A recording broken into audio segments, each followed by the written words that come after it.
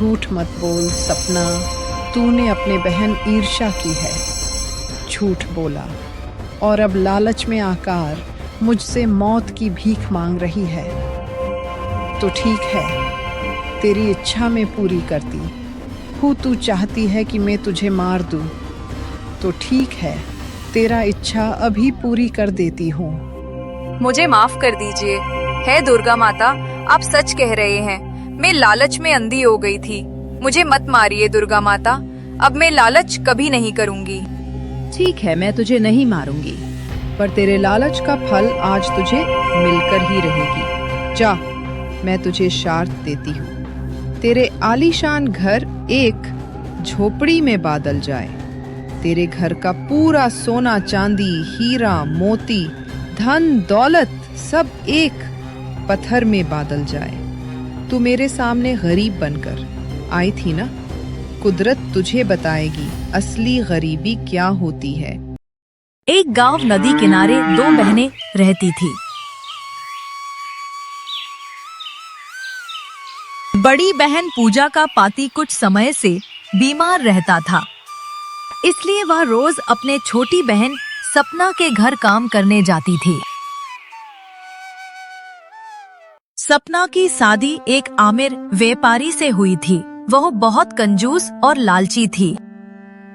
सुबह सुबह पूजा अपने घर का काम खत्म करके अपने बहन सपना के घर निकल जाती है। अरे दीदी, आज फिर तुमको देर हो गई। सुबह सुबह इतने बड़े घर का काम पड़ा रहता है और तुम आराम से घर में बैठी रहती हो। जल्दी आना चाहिए था। खैर अब आ ही गई हो तो चलो काम में लग जाओ। माफ करना बहन, मेरा पति की तबीयत थोड़ी खराब है, इसलिए देर हो गई। मैं जल्दी जल्दी सब काम कर दूंगी।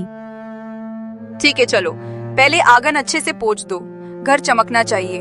उसके बाद रसोई में जाकर सारे बर्तन मांज देना और हाँ, काम ठीक से होना चाहिए। पूजा तुरंत काम पर लग जाती है। सबसे पहले घर का बहारती है, फिर उसके बाद आंगन साफ करती है, फिर उसके बाद सारे कमरे में ओछा लगाती है। सारे काम तो तुमने कर ही दिया है। अब ये लो चावल की बोरा, इसमें से अच्छे अच्छे चावल चुनकर साफ कर दो। टूटा फूटा चावल और अलग कर देना। मेरे घर में सिर्फ बढ़िया चावल पकते हैं, समझी? और फिर जल्दी से रसोई में जाकर दोपहर का खाना बना देना। पूजा चावल बीनने के बाद जाकर रसोई में खाना बनाने लगती है। वह अपने मन में सोच रही होती है कि सपना ने कहा था कि वो पैसा तो नहीं देगी, पर रोज के काम के बदले अनाज देगी। सपना सोच रही थी, इन चावलों में से मुझे भी थोड़ा मिलेगा। सपना, तुमने जैसा बोला था मैंने अच्छे चावल खराब चावल अलग अलग कर दिया। ये है अच्छे चावल और खराब चावल रसोई घर में रखा दिया है। पूजा सारे काम निपटाने के बाद पूजा घर जाने लगती है। तभी पीछे सपना आवाज देती है, दीदी ये लो, ये वही टूटे हुए चावल है जो तुम रसोई घर में रखी थी। मेरे घर में टूटे चावल कोई नहीं खाता है, इसलिए तुम ही ले जाओ। तुम्हारे घर में तो इसे आराम से खा लेंगे। पूजा टूटा फुट टुकड़ों वाला थोड़ा सा चावल थैली में डालकर पूजा को थमा देती है। पूजा ने बिना कुछ कहे चावल लिया, घर चल पड़ी।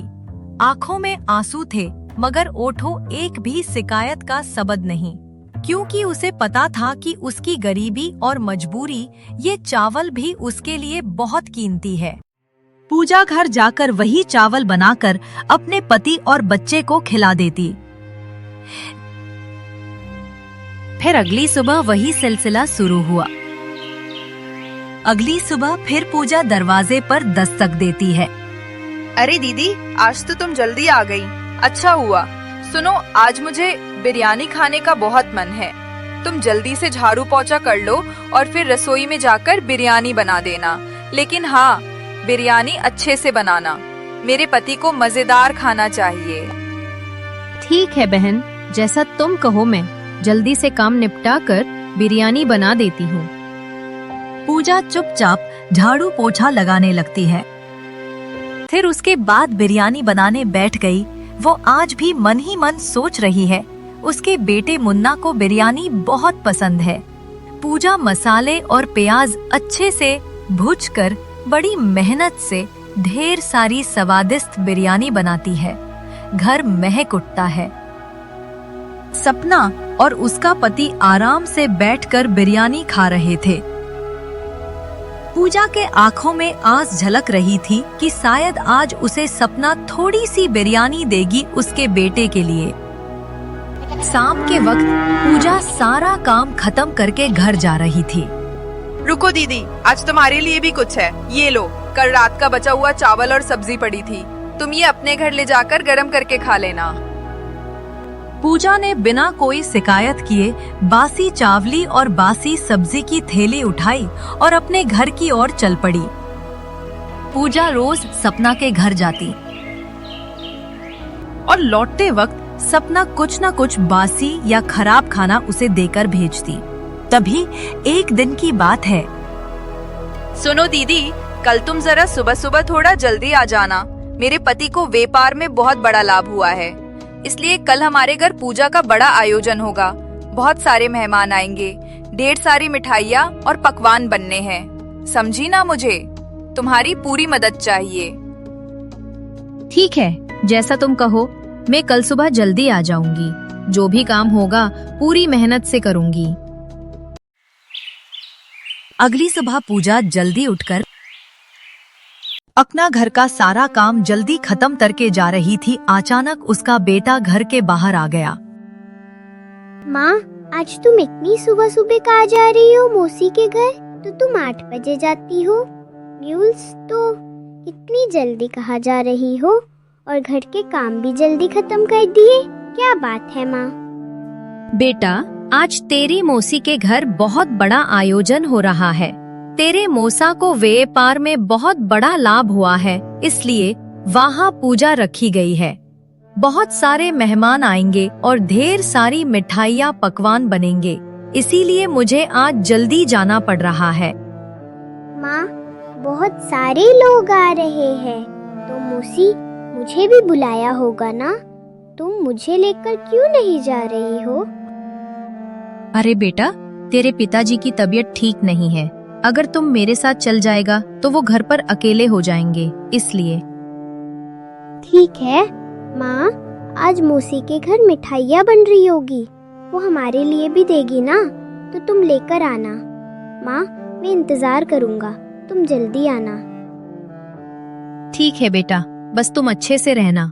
मैं काम करके जल्दी लौट आऊंगी। और सुन बेटा, अपने पिताजी का ख्याल रखना और उनकी दवाई खिड़की के पास रखी है, उनको समय से दे देना। पूजा अपने बेटे के सामने कैसे भी बहाना बनाकर चली गई। वो सोच रही थी कि उसकी बहन ने सारे गांव को बुलाना पर उसने एक भी बार नहीं बोला, तुम अपने बेटे को भी साथ लेकर आना। सपना के किचन में चहल पहल थी। तरह तरह के पकवान बन चुके थे और उसकी खुशबू पूरी घर में फैल रही थी। तरह तरह की मिठाइयाँ बनी हुई थी, मानो पूरा घर स्वाद की खुशबू से चहल उठा। अरे आ गई तुम, जल्दी जल्दी काम निपटाओ। देख नहीं रही हो, सारा काम पड़ा है। और वो कोने में जो पतल पट पड़े हैं उन्हें भी गिनकर रख दो। आज हमारे घर बहुत मेहमान आने वाले हैं, कोई कमी नहीं रहनी चाहिए। सबसे पहले तुम घर के बाहर झाड़ू लगाओ, फिर जहाँ पूजा होगी वहाँ झाड़ू पोछा करो, फिर पूरा घर साफ करना।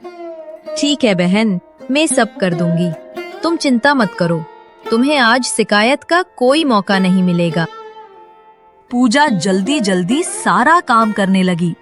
उसने एक एक कोना साफ किया। धीरे धीरे पूजा का समय भी आ पहुंचा। सपना सजी धजी अपने पति के साथ पूजा के स्थान में आ बैठी।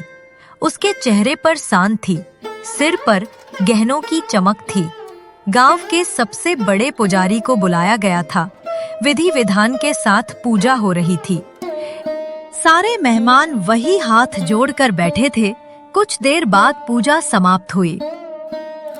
मेहमानों को बैठाकर उन लोगों को भोजन परोसा गया।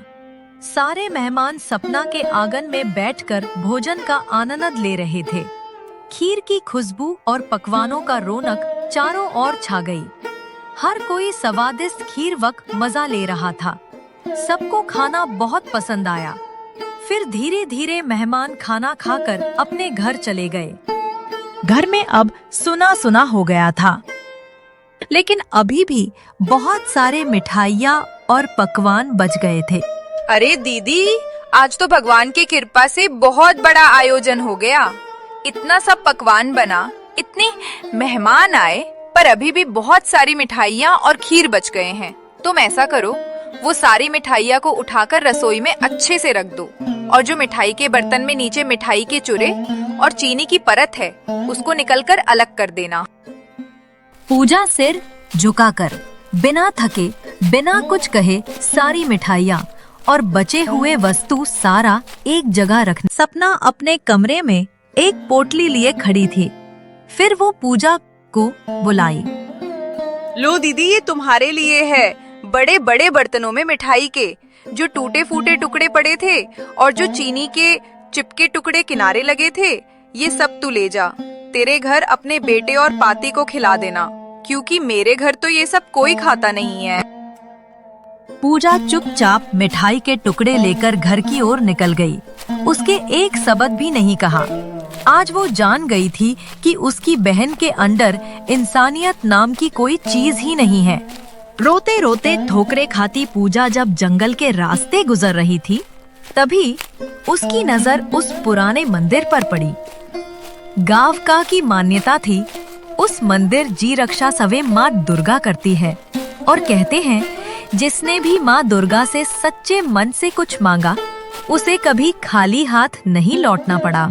है दुर्गा माता, आज मैं आपके चरणों में आखिरी बार आई हूँ। अब मुझसे ये गरीबी, ये बेबसी नहीं सही जाती। हर रोज अपमान झेलते झेलते मेरा दिल पत्थर हो गया है। अगर आपको सच में दया आती है तो मुझे यही मार दीजिए, ताकि मेरा जीवन यही खत्म हो जाए। मेरा बच्चा और मेरे आंखों लगे आंसू न देखे। आज भी वो मासूम मेरा इंतजार कर रहा होगा कि माँ मिठाई लेकर आएगी, लेकिन मैं तो बस शक्कर का चूरा और टूटी फूटी मिठाइयाँ लेकर घर लौट रही हूँ। क्या जवाब दूंगी उसे? कह दूंगी कि तेरी माँ दूसरों की थालियाँ साफ करती है और रोज बदले में बस टुकड़े पाती है। है दुर्गा माँ, बस अब मुझे यही मार के मुक्ति दे दीजिए। पूजा का हर बात दुर्गा माता के कानों तक पहुंच ही रहा था। उनकी आंखों में भी मानो करुणा उतर आई थी। पूजा रोते रोते वहाँ से जा ही रही थी, तभी वहाँ पर दुर्गा माँ प्रकट हुई, मानो वो पूजा को आशीर्वाद दिया हो।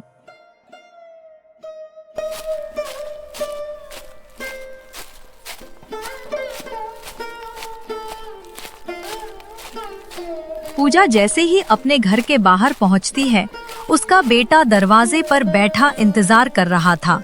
उसकी आंखों में चमक और चेहरे पर मासूमियत। माँ, तुम आ गई?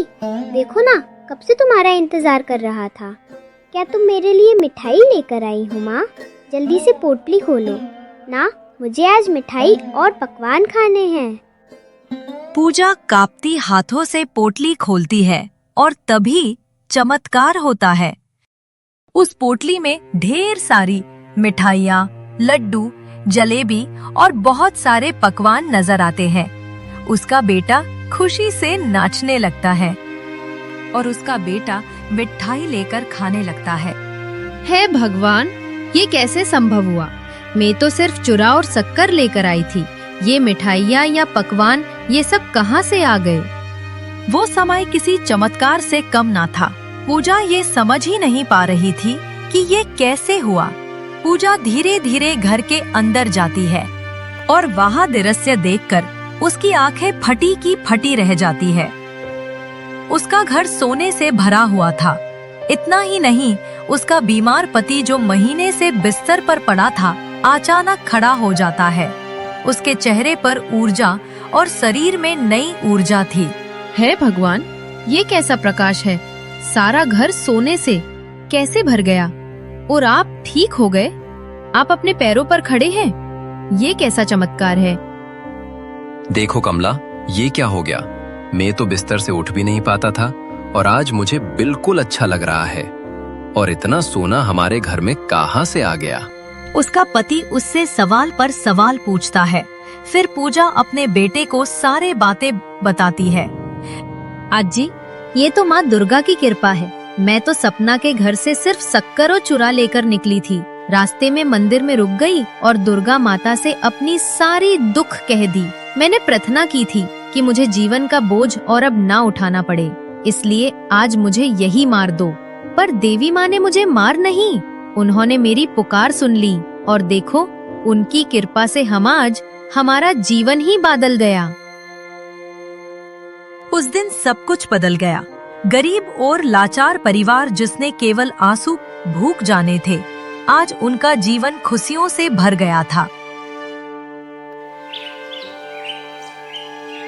अगली सुबह, अगले ही दिन पूजा और उसका परिवार गांव में बने नए सुंदर आलीशान घर को खरीद लेते हैं। उसमें रहने चले गए 3 दिन बीत चुके थे।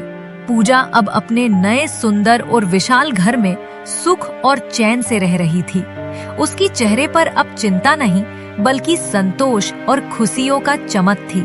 उसके पति का तबीयत अब ठीक हो गया था, इसलिए फिर वो अपना खेती बाड़ी को संभालने लगा। उधर सपना अपने घर में बैठी सोच रही थी कि आखिर पूजा काम पर क्यों नहीं आ रही है।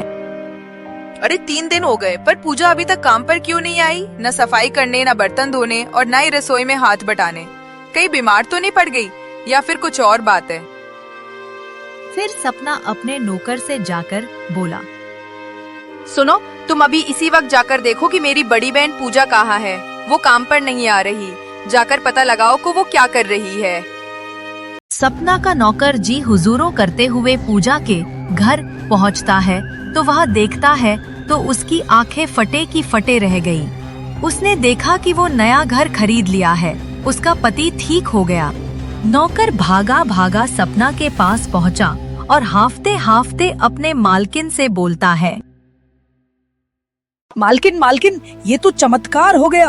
आपकी बड़ी बहन तो बहुत आमिर हो गई है। उनका घर सोने चांदी से भरा पड़ा है। उनके पति की बीमारी भी ठीक हो गई है और तो और उनके बेटे के हाथ में बहुत सारी मिठाइयाँ और नए नए पकवान थे।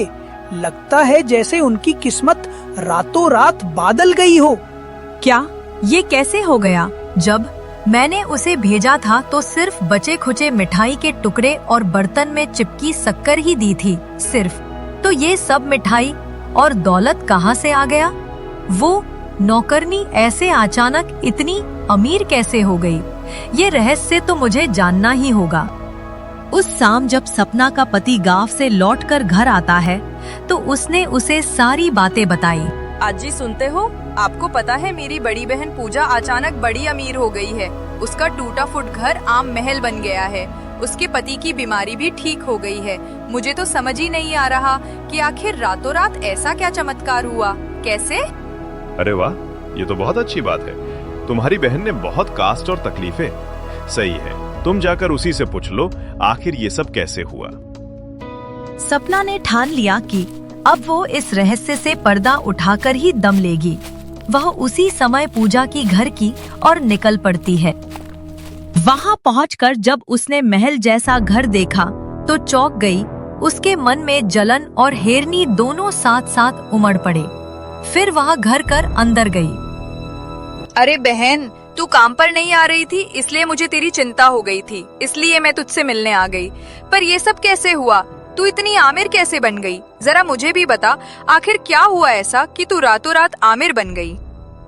सपना, तू रोज जो मुझे बाची खुची चवाल और सब्जी देती थी और उस दिन तूने मुझे मिठाई के चूरे और शक्कर दी थी न, मैं वही सब लेकर घर लौट रही थी। तभी रास्ते में दुर्गा माता मिले।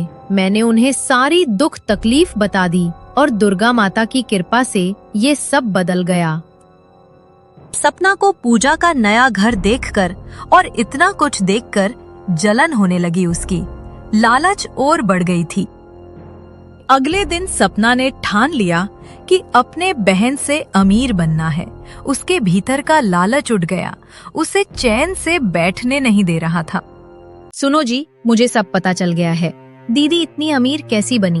मैं रोज जो उसे बासी खाना उसे देती थी, उसने दुर्गा माता से सब बता दिया। और देखो, दुर्गा माता ने उसे पल भर में राजमहल जैसे घर दे दिया। हमें भी वैसा ही करना। उसी दिन थोड़ी देर बाद दोपहर में पूजा के घर जाती है। झूठे आंसू बहाते हुए। दीदी, मुझे माफ कर दे। मैंने तेरे साथ बहुत बुरा किया, इसलिए आज मेरे पति के कारोबार में बहुत बड़ी मुसीबत आ गई है। अब तो घर चलना भी मुश्किल हो रहा है। मुझे अपने घर पर काम पे रख लो। जैसे मैं तुम्हें काम करवाया करती थी, वैसे ही अब मैं कर लूंगी। सपना, तुम क्यों इतना चिंता लेती हो? तू तो मेरी सगी बहन है। तू बोल बहन, मैं तेरी पूरी मदद करूंगी। नहीं दीदी, मुझे पैसा की मदद नहीं चाहिए। बस तुम मुझे काम पर रख लो और बदले में खाना दे देना। ठीक है, अगर तेरा मन है तो आजा मेरे घर पर काम कर लेना। मुझे तुझसे कोई किला सिकवा नहीं है। पूजा दिल से साफ थी। उसने अपनी छोटी बहन के झूठ को पहचान भी लिया, लेकिन फिर भी उसने कुछ नहीं कहा। उसने सपना को अपने घर काम पर रख लिया।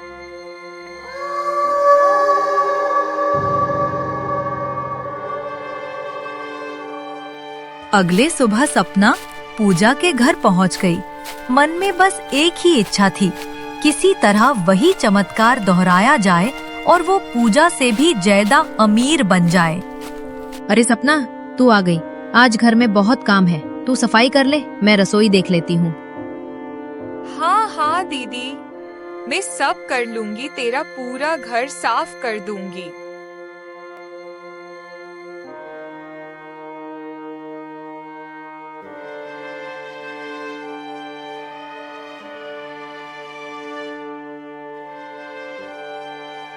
दिन भर काम करने के बाद जब शाम को घर लौटने का वक्त होता है, तो पूजा ने सपना के लिए अच्छे अच्छे पकवान और मिठाई थैले लाकर दे रही थी। सपना, ये ताजा गरम गरम खाना और मिठाई अपने साथ ले जा। अब नहीं दीदी, तू मुझे वही देना जो मैं तुझे दिया करती थी। बासी, बचा खुचा, सूखा और खराब खाना। मैं तेरा अच्छा खाना नहीं लूंगी। पूजा ये सुनकर चौंक गई, लेकिन सपना की जिद इतनी मजबूत थी कि आखिरकार पूजा ने मजबूरी में उसे बासी खाना ही देना पड़ा। अगले सुबह सपना पूजा के घर पहुंच गई। मन में बस एक ही इच्छा थी, किसी तरह वही चमत्कार दोहराया जाए और वो पूजा से भी ज्यादा अमीर बन जाए। दिन भर काम किया और जब जाने लगी तो पूजा ने फिर से ताजी मिठाइयाँ और खाना दिया, लेकिन फिर सपना ने लेने से मना कर दिया और जबरदस्ती बासी और खराब सब्जियां लेकर चली गई। सपना खुशी खुशी वो बच खुचा खाना लेकर घर लौटने लगी। दिन कटते गए। सपना रोज काम पे आती और काम करती और वही बासी और खराब खाना लेकर जाती। तभी कुछ दिन बाद सपना सोचती है और बोलती है, अब तो काफी दिन हो गए दीदी के घर काम करते करते। अब मुझे भी वही करना पड़ेगा जो उसने किया था।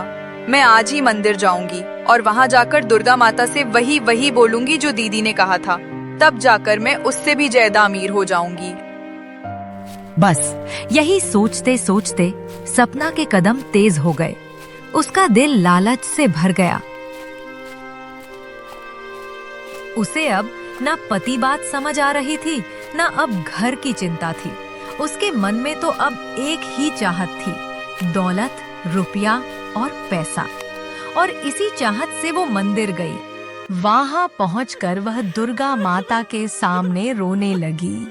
है दुर्गा माता, मैं बहुत गरीब हूँ। मेरे जीवन में केवल दुख ही दुख है।